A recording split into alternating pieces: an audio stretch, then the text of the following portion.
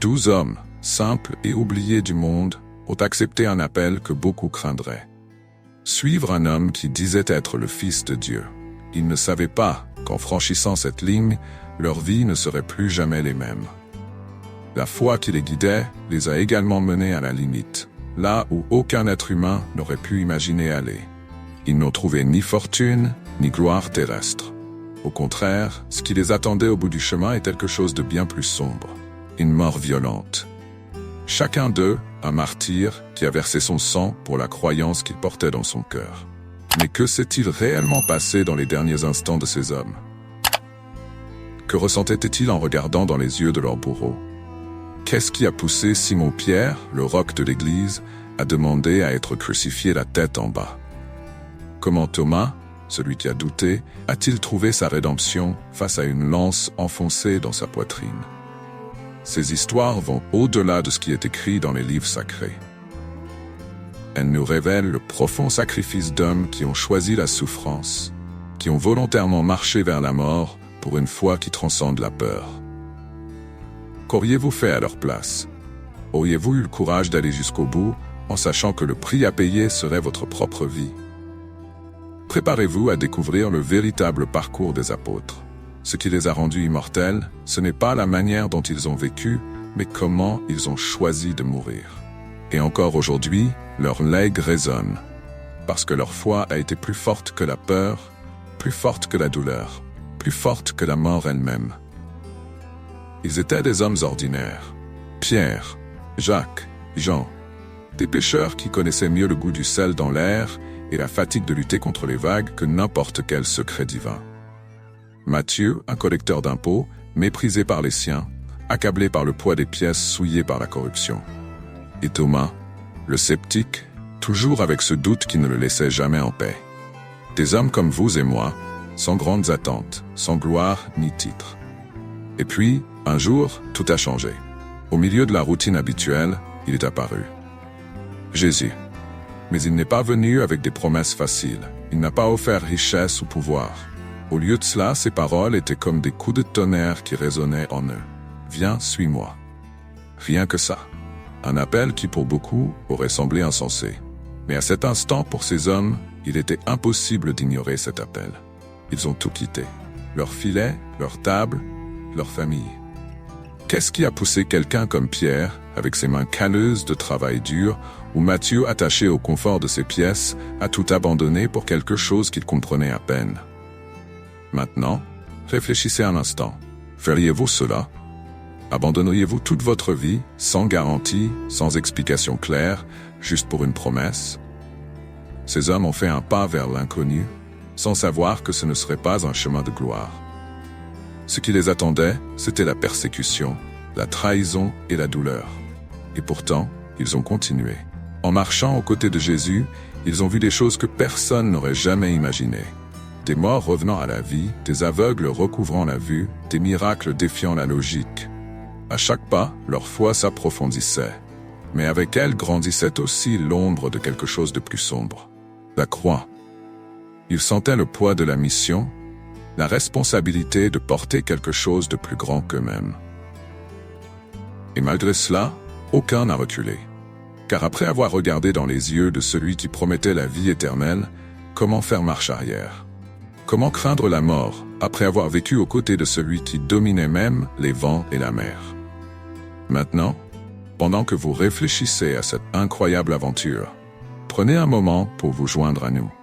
Abonnez-vous à la chaîne, aimez cette vidéo et partagez vos réflexions. Que feriez-vous à la place de ces hommes? Laissez un commentaire ci-dessous et partagez ce message avec quelqu'un qui a besoin d'entendre parler de cette foi transformatrice.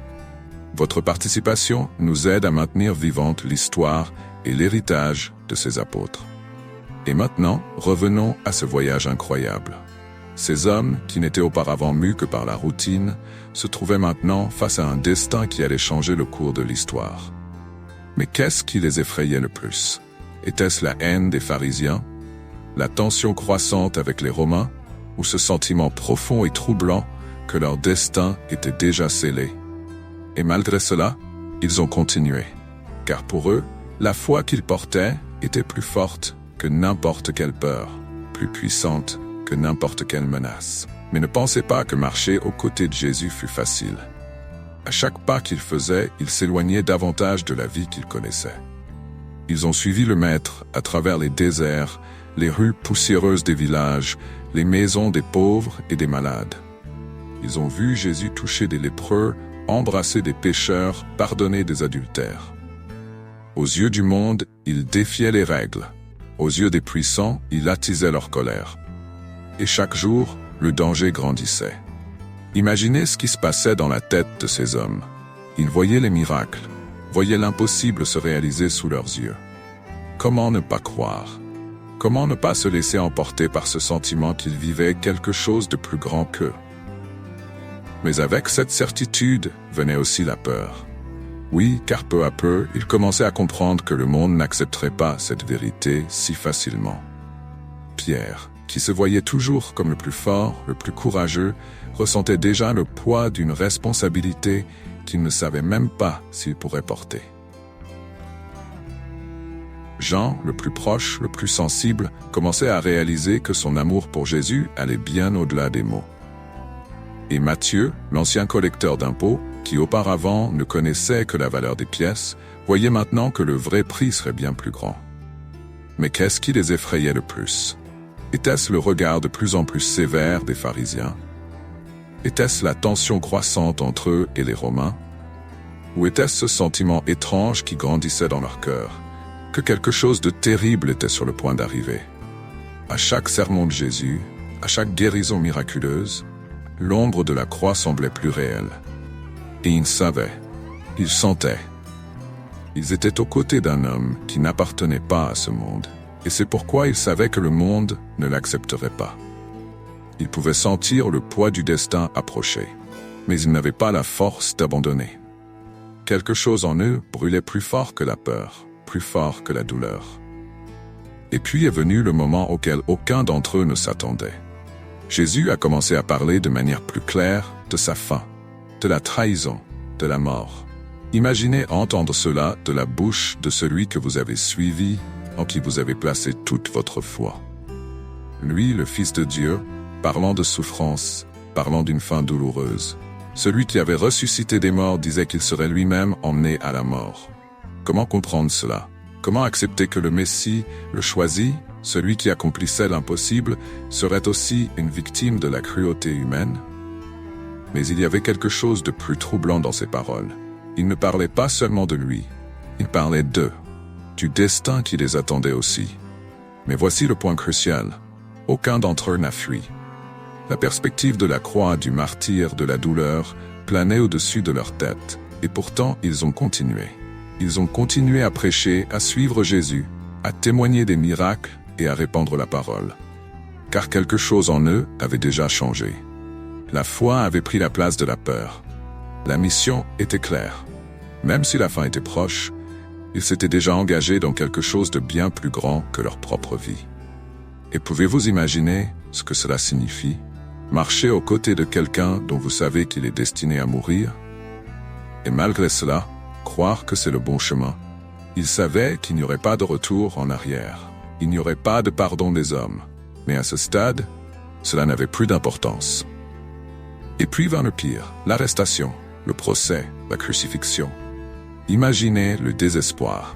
Ils avaient suivi Jésus pendant des années ayant qu'il était le Messie, le libérateur.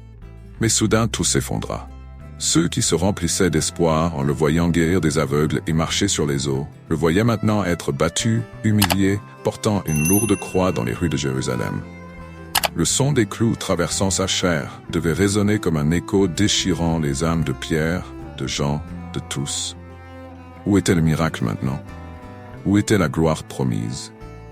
Pierre, qui avait juré de ne jamais l'abandonner, sentit la peur s'emparer de lui. Ce même Pierre qui avait marché sur les eaux niait maintenant connaître Jésus, non pas une, mais 3 fois. Et cela le brisa. Pouvez-vous imaginer le poids de la culpabilité qu'il portait? Voir son maître être emmené à la mort, et dans les moments les plus sombres fuir. Celui qui devait être le roc s'effondra. Et avec lui, le rêve d'une libération immédiate semblait également disparaître. Et les autres? Où étaient-ils? Dispersés, cachés. Ceux qui auparavant affrontaient les foules qui prêchaient avec ferveur étaient maintenant silencieux, paralysés par la peur. Était-ce la fin? Tout cela avait-il été en vain? La foi qui les avait portés jusque-là semblait maintenant lointaine, fragile. Mais ce qu'ils ne savaient pas, c'est que ce n'était que le début.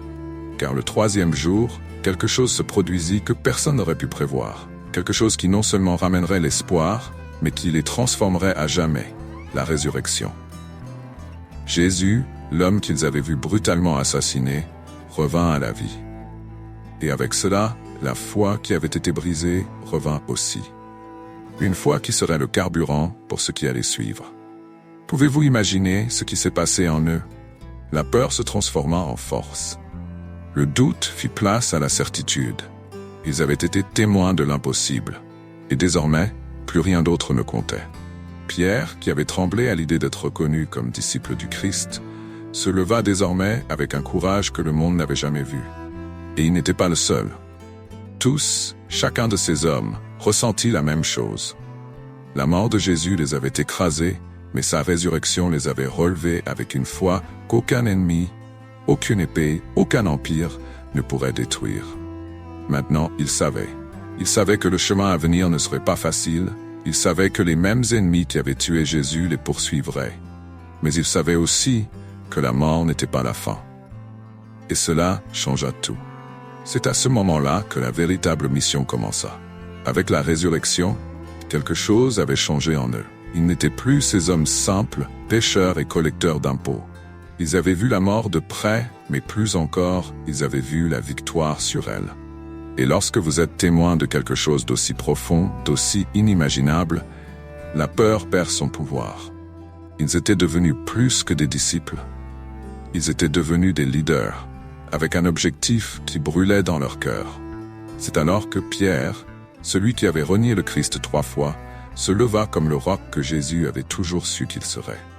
Imaginez le poids de sa culpabilité, portant le souvenir de chaque reniement, de chaque regard empli de peur qu'il avait eu dans les moments les plus sombres. Mais désormais, Pierre faisait face à une nouvelle chance, une mission claire. Il avait été appelé à diriger, et cette fois-ci, il n'y aurait pas de place pour la lâcheté. Imaginez Pierre à Jérusalem, prêchant devant une foule, sans craindre ce qui pourrait arriver. Il ne cachait plus son visage. Il ne se taisait plus. Parce que désormais, il savait que rien, pas même la mort, ne pourrait l'arrêter. Et ce courage, cette foi qu'il portait, commença à se répandre. Les autres apôtres, un à un, se levèrent aussi. Jacques, Jean, André, ils étaient tous prêts. Mais cette mission n'allait pas être facile. Bien au contraire. La persécution ne faisait qu'augmenter. Les Romains les voyaient comme une menace, une graine de révolte. Les chefs religieux voulaient les réduire au silence une bonne fois pour toutes. Et quelque chose en eux, quelque chose que vous et moi aurions du mal à comprendre, les poussait à continuer. Imaginez savoir qu'en parlant en public, vous risquiez votre vie. Savoir qu'à chaque ville que vous traversiez, à chaque sermon que vous prêchiez, cela pourrait être la dernière fois. Mais cela ne les a pas arrêtés. Au contraire, cela les a poussés encore plus loin. Parce que maintenant, ils savaient qu'ils portaient quelque chose de bien plus grand que leur propre vie. Ils portaient un message qu'aucun empire, aucune épée ne pourrait réduire au silence. Pierre fut le premier à ressentir le poids de cette mission. Il voyageait, prêchait, affrontait des foules et des autorités. Chaque pas le rapprochait de Rome, le centre du pouvoir et aussi du danger. Il savait ce qui l'attendait. Il savait que son destin ne serait pas une fin glorieuse ici sur terre, mais il avançait sans hésiter. Car dans son cœur, la mort n'était plus une fin à craindre, mais un sacrifice qu'il était prêt à faire. Et ainsi, les apôtres, autrefois dispersés, commencèrent à se répandre dans le monde, portant cette fois ce message qui transformait les vies, mais qui apportait aussi le poids du martyr. Ils savaient que chaque sermon, chaque miracle, chaque âme convertie les rapprochait de leur destin final. Mais contrairement à ce que ferait toute personne ordinaire, ils n'ont pas reculé. Car désormais leur mission était claire. Porter la vérité jusqu'au dernier souffle, quel qu'en soit le prix. Avec le temple de Jérusalem consacré et la paix régnant en Israël, Salomon semblait intouchable. Sa sagesse et sa richesse attiraient l'admiration de toutes les nations.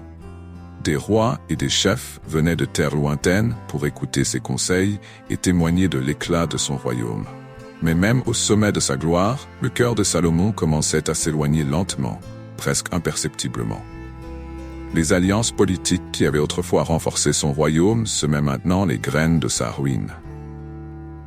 Salomon, dans sa quête de stabilité et de pouvoir, commença à épouser des femmes étrangères, des princesses d'Égypte, de Moab, d'Ammon, de Sidon, entre autres nations. Ces mariages n'étaient pas seulement par amour ou désir, mais plutôt des stratégies diplomatiques. Chaque nouvelle épouse représentait une alliance avec un royaume voisin, garantissant la paix et la sécurité d'Israël. Cependant, avec ces épouses vinrent également leur culture, leurs coutumes et surtout leur Dieu. Salomon, le roi qui s'était un jour prosterné devant le Dieu d'Israël avec une dévotion totale, permettait maintenant que des autels dédiés à de faux dieux soient érigés sur ses terres. Les femmes qu'il aimait tant commençaient à l'influencer, et sa dévotion à Dieu devenait divisée. Imaginez le contraste. L'homme qui avait construit le plus grand temple dédié au Seigneur se voyait maintenant impliqué dans des rituels païens, dans des temples érigés en l'honneur de divinités étrangères comme Astarté, la déesse des Sidoniens, et Moloch, le terrible dieu des Ammonites, dont les cultes impliquaient des pratiques abominables. Salomon ne se contenta pas de tolérer ces cultes. Il en vint à participer. Et avec cela, le pacte qu'il avait fait avec Dieu, qui avait un jour été la base de sa sagesse et de sa grandeur, commença à se rompre. C'était comme si chaque nouvel autel qu'il permettait était un coup de plus porté à sa relation avec le Seigneur. Et quant au peuple d'Israël, beaucoup se demandaient comment le roi le plus sage de tous les temps, celui qui avait construit le temple et apporté la prospérité, pouvait-il maintenant permettre une telle apostasie? Salomon s'était laissé séduire par la promesse de pouvoir et par les passions de son cœur. L'idolâtrie, autrefois inimaginable en Israël, commençait à se répandre comme un poison silencieux. Mais, comme nous le verrons, Dieu ne fermerait pas les yeux sur cette trahison. Bien que Salomon pensât qu'il pouvait garder le contrôle sur son royaume et ses choix, les conséquences de sa désobéissance allaient commencer à surgir avec une force dévastatrice. Les alliances qui semblaient renforcer son trône seraient en réalité la clé de son déclin. La grandeur qu'il avait construite commençait à s'effondrer, et Salomon, le roi le plus sage de tous, commençait à ressentir le poids de ses propres choix. La sagesse qui un jour le guidait semblait maintenant lointaine, tandis qu'il se retrouvait pris dans les conséquences de ses alliances dangereuses. Tandis que Salomon permettait au royaume d'être envahi par l'idolâtrie, Dieu, qui avait autrefois béni sa vie et ses œuvres, regardait avec une profonde insatisfaction le roi qui lui avait été si dévoué. La trahison spirituelle de Salomon, l'homme choisi pour construire le temple et guider Israël, ne passerait pas inaperçue. Le Seigneur, qui avait promis des bénédictions immenses en échange d'obéissance, commençait maintenant à préparer le royaume à affronter les conséquences. La colère de Dieu ne se manifesta pas immédiatement ou violemment. Elle arriva silencieusement, comme un vent qui souffle lentement, mais avec une force croissante.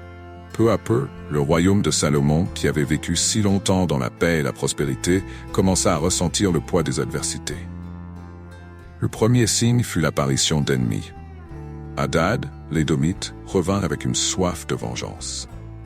Il avait fui en Égypte lorsque David, le père de Salomon, avait dévasté Édom. Mais maintenant, sentant la faiblesse spirituelle du royaume, Hadad revint pour être une épine dans le flanc d'Israël. Il commença à attaquer le territoire, faisant de petites incursions et sapant la stabilité que Salomon avait construite. Un autre ennemi fut Rezon, fils d'Eliada, qui avait également fui David. Rezon forma sa propre force militaire et, de manière similaire, commença à attaquer Israël, causant des perturbations aux frontières. Salomon, qui régnait autrefois sur un royaume uni et fort, commençait à réaliser que son pouvoir n'était plus inébranlable. Mais peut-être le coup le plus dévastateur venait de l'intérieur. Jéroboam, l'un des officiers les plus fidèles de Salomon, commença à se rebeller contre lui. Jéroboam n'était pas un simple traître, mais un homme avec une mission prophétique. Le prophète Ahija, sous instruction divine, révéla à Jéroboam que le royaume d'Israël serait divisé.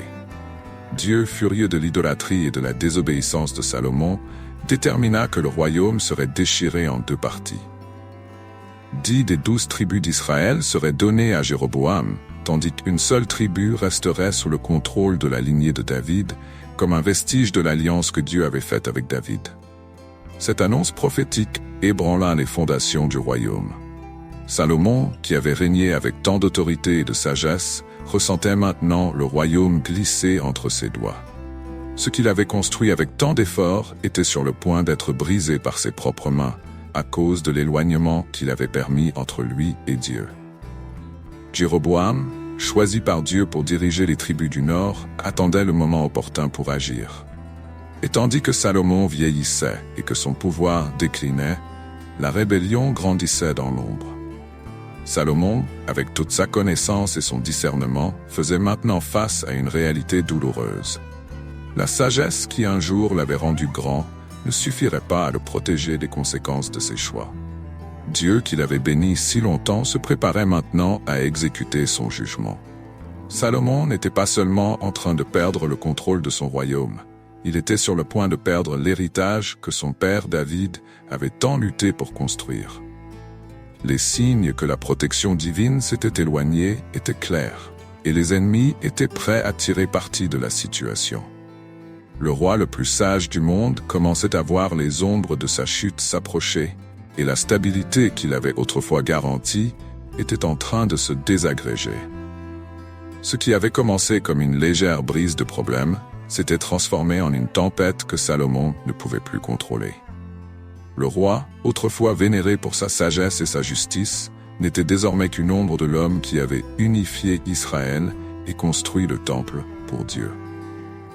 Les choix qu'il avait faits, les alliances qu'il avait établies, commençaient enfin à exiger leur prix, et le poids des conséquences était impossible à ignorer. Le royaume, qui se distinguait autrefois comme une nation unie et prospère, commençait à se fragmenter. Les attaques d'Hadad et de Rezon affaiblissaient la confiance du peuple dans la force de son gouvernant, mais le véritable coup venait de l'intérieur. Jéroboam, l'homme qui avait autrefois servi fidèlement Salomon, attendait maintenant le moment de prendre les rênes d'un royaume que Dieu lui avait déjà promis. Salomon, déjà vieillissant, sentait la présence de sa mortalité s'approcher. Ses jours de gloire semblaient lointains, et la douleur de son éloignement de Dieu grandissait dans son cœur. Il savait que ses choix avaient corrompu ce qui avait été un règne béni. La trahison envers Dieu, l'acceptation de l'idolâtrie et la construction d'autels à des dieux étrangers avaient ruiné non seulement son héritage spirituel, mais aussi la confiance de son peuple. Le peuple d'Israël, autrefois uni sous la direction de l'homme le plus sage du monde, commençait à remettre en question sa dévotion au roi. Si Salomon lui-même, qui avait demandé la sagesse à Dieu et reçu plus de bénédictions que tout autre roi, pouvait se détourner, que cela signifiait-il pour l'avenir de la nation? Les murmures de mécontentement devenaient de plus en plus audibles, et les divisions qui se formaient dans la foi et les pratiques religieuses reflétaient également les divisions politiques. Alors que la mort de Salomon approchait, il devait faire face à une dure vérité. Le royaume qu'il avait construit avec tant d'efforts et de planification ne resterait pas intact. Dieu, dans sa miséricorde, permit qu'une seule tribu, Juda, demeure sous le gouvernement de la maison de David. C'était la seule chose qui resterait de sa lignée. Une ombre de ce qui aurait pu être. Le royaume du Nord, composé des 10 autres tribus d'Israël, serait remis à Jéroboam, comme cela avait été prophétisé. Cette division marquerait la fin de l'unité d'Israël et donnerait lieu à une nouvelle ère de conflits et d'instabilité. Le royaume que David et Salomon avaient construit ensemble était sur le point de se diviser. Et rien de ce que Salomon ferait ne pourrait changer cela. Dans les derniers jours de sa vie, Salomon devait réfléchir à ses choix et à ses erreurs. La sagesse qui un jour l'avait rendu grand ne réussit pas à le protéger de l'orgueil et de la vanité. Lui, qui avait autrefois guidé le peuple avec justice, voyait maintenant la justice se retourner contre lui. Le poids de ses actions pesait sur ses épaules avec une force écrasante. Avec sa mort, Roboam, son fils, monterait sur le trône. Cependant, Roboam n'hériterait pas de la sagesse de son père. La transition de pouvoir serait tumultueuse, et l'erreur de Roboam, de ne pas écouter le conseil des anciens, conduirait à la rupture définitive du royaume. Salomon avait perdu non seulement la gloire de son règne, mais aussi la chance de laisser un héritage solide et durable. Le grand royaume d'Israël, qui avait un jour été le symbole de la faveur divine, était sur le point de se briser en morceaux, une conséquence directe des choix erronés d'un roi qui, même étant le plus sage de tous, ne parvint pas à garder son cœur entièrement tourné vers Dieu. Avec la mort de Salomon, le royaume qu'il avait hérité et étendu commença finalement à se disloquer. Le roi, qui avait été le symbole de sagesse, de prospérité et de révérence envers Dieu, laissa derrière lui un héritage profondément terni par les choix qu'il avait faits au cours des dernières années de sa vie. Bien qu'il ait été responsable de la construction du majestueux temple, symbole de la présence divine, il était aussi l'homme qui avait permis à l'idolâtrie de pénétrer le cœur d'Israël. Roboam, fils de Salomon, monta sur le trône avec une nation déjà divisée spirituellement et sur le point de se diviser politiquement. Au lieu de chercher la sagesse et les conseils des anciens qui avaient servi son père, Roboam choisit le chemin de l'arrogance, ignorant les demandes de soulagement du peuple. Sa dureté et son insensibilité furent l'étincelle finale du rupture. 10 tribus se rebellèrent sous la conduite de Jéroboam, accomplissant la prophétie donnée par Dieu par l'intermédiaire du prophète Ahias. Elles formèrent le royaume d'Israël, ne laissant que la tribu de Juda, au sud, sous le gouvernement de la maison de David. Ainsi, le royaume qui avait un jour été uni et puissant sous David et Salomon fut divisé pour toujours. L'impact de ces décisions résonnerait à travers les générations, apportant guerre, idolâtrie et conflits entre les deux royaumes. Imaginez le sentiment de perte qui a dû imprégner le peuple. La nation que Dieu avait choisie, qui avait été bénie et protégée, faisait désormais face à un avenir incertain et fragmenté. Le temple était encore debout, mais le cœur de la nation était divisé. Les tribus, qui adoraient autrefois ensemble dans le temple de Jérusalem, étaient désormais séparées par la politique, l'orgueil et les conséquences d'une direction qui n'avait pas su maintenir sa dévotion exclusive au Seigneur. La tragédie de la vie de Salomon ne réside pas seulement dans la division du royaume, mais dans le gaspillage d'une opportunité de continuer l'alliance indéfectible avec Dieu. Il avait tout en main, sagesse, richesse et faveur divine. Mais c'est son incapacité à rester fidèle à cet objectif qui entraîna sa ruine. Salomon avait commencé avec un cœur plein d'humilité, mais il finit par succomber aux tentations du pouvoir, des richesses et des influences extérieures. Le plus douloureux dans cette histoire est que Salomon savait ce qui était juste. Il avait reçu directement de Dieu les instructions pour gouverner avec justice, piété et intégrité. Cependant, les plaisirs et les alliances humaines obscurcirent sa vision. Sa vie est un exemple clair de la façon dont la sagesse sans fidélité à Dieu peut se transformer en tragédie. L'histoire de Salomon nous rappelle qu'il ne suffit pas d'avoir un bon départ ou même d'accomplir de grandes choses. Ce qui définit vraiment l'héritage d'une personne, ce sont ses choix quotidiens et la constance de sa dévotion. Même le roi le plus sage peut tomber s'il ne garde pas son cœur fermement ancré dans le dessein divin. Ainsi, le règne de Salomon, qui avait commencé avec des promesses de paix et d'unité, se termina avec une nation divisée et son héritage terni. Et la leçon qui en ressort est claire. La véritable sagesse n'a de valeur que lorsqu'elle est accompagnée d'une fidélité constante à Dieu.